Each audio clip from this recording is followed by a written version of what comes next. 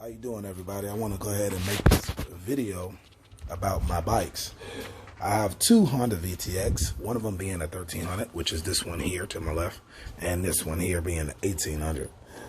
There's three major things I want to talk about, particularly about these bikes, because when I was looking into purchasing the 1800, I was looking for a review, couldn't find any, decided to make one after owning this bike for a little while, decided to make one. And this is it.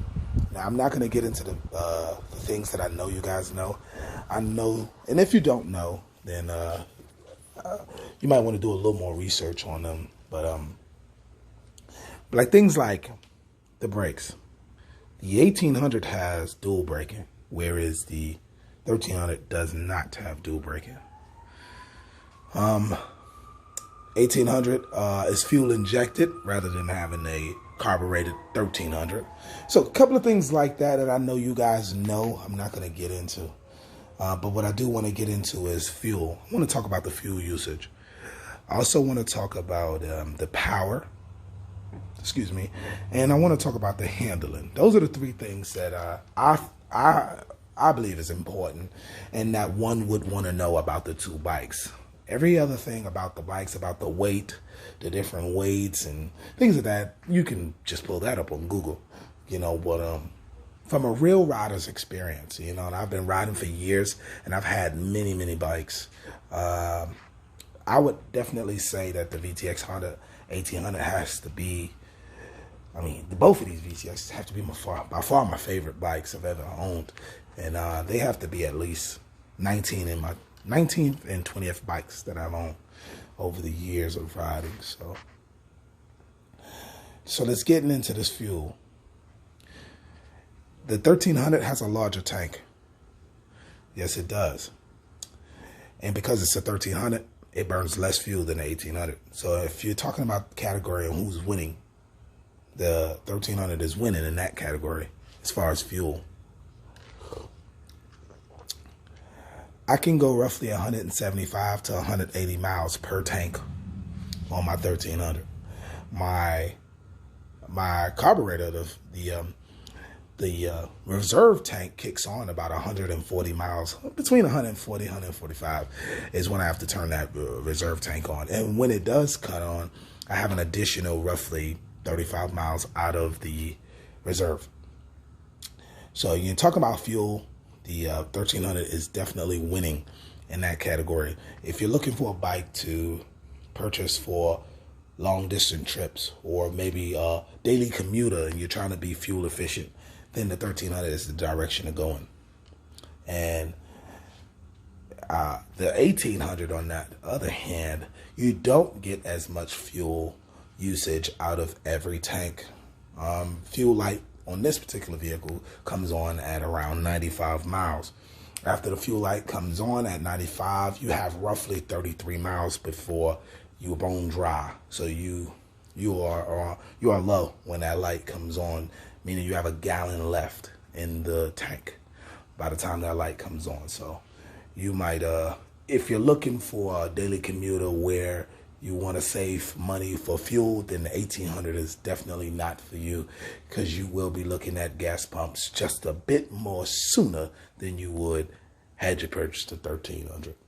So comparison for daily commuters as well as long distance rides, then the 1300 has got the 1800 beat hands down.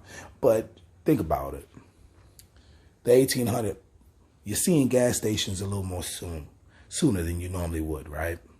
However, it's due to the smaller tank that the 1800 has, as well as the larger motor. So those two in combination gives you a shorter run time between fuel ups. So keep that in mind when purchasing these bikes or one of the bikes. Another thing I want to talk about is the power. The 1300 does not lack power. Let me state that again. The 1300 does not lack power. In my opinion, it's all the power you need.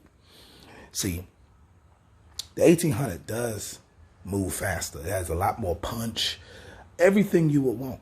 However, you have to ask yourself, do you need it? And the answer will be no. I'm telling you from firsthand, you won't need it. You don't need the power that comes with the 1800. In other words, let me best describe it. If you purchase the 1300 and 3 months down the line, you will not be looking for a faster bike. This 1300 will be sufficient for you throughout the entire time you own the bike. You will never sell the 1300 for lack of power. So it is all the power you need. It has enough get up to get around vehicles. It is what the 1300 will be sufficient. The 1800, yes, it's faster. It's more powerful. It's a beast of a machine. But do you need that? That's what you got to ask yourself. In reality, is all it does is gives us bragging rights. You know, to say my bike faster than yours. When another bike pull up next to you at the red light, you can look at him and say in your mind, I'm shitting on you. But other than that, it's not needed. So when it comes to the power, 1800 is the first bike that I've ever had that will spin the back tire in first or second gear, peeling out from a red light. It is definitely a seat grabber. If you don't know what I mean by that, it'll make your ass pucker. It is definitely a seat grabber. So it is cool, but that does not take away from the 1300. The power is there with the 1300. So don't look at the 1300 as a lack of power. You will be satisfied with the 1300, guaranteed. Trust me, you guys. Now let's talk about handling. The VTX 1800, for a heavier bike, you'll be amazed how it handles. It handles far better than the 1300. Feels a lot lighter. If I had to describe the 1800 in one word, that one word would be nimble. If you don't know what that word is or means, Google it. Now, the 1300, it does handle good for its bike. And if you purchase the 1300 and never rode an 18, then the handling will be sufficient for you. It won't be until you ride a 1800 is when you'll see the difference. But if you never ride a 1800, you put that 1300, the handling would be sufficient. If you know anybody with a 1300 and you ask them, they're going to tell you that handling is pretty darn good. They're going to tell you that, you know, and I mean it because I use the word darn and I don't even use that word. But they're going to tell you that that power is sufficient enough on that 1300. So the handling, sorry about that. The handling is decent. Now, those are the things I want to cover with you guys as far as handling. 1800 does handle better than the 1300. It definitely does. In corners, pulling you through corners, you know, just leaning the bike and everything about the handling. It's a more comfortable ride. Now, that does not take away from the 1300, meaning the 1300 is uncomfortable. It's just a different ride. That's all. That's all. So if you ask me, what bike should I get if I'm in the market for a VTX? I'd ask you, how much money are you looking to spend on fuel? Are you trying to be fuel efficient? Because the only one question that it boils down to is fuel. See, they handle different and VTX is winning. But that doesn't take away from the fact that the 1300 handles good, you know. But if you ask me about power, the 1800 does have more power. Doesn't take away from the 1300 being sufficient for anybody. And I'm 220 pounds. And that 1300 move with me on it, you know. So, and it'd still be sufficient even if you weighed more than I do. So, so when it comes down to it, the ultimate question is fuel. Are you trying to save money with fuel? Are you selling your car to purchase a bike to ride as a daily rider? Are you not going to ride your car anymore just to use the bike as a daily rider to save fuel? Then the 1300 is for you.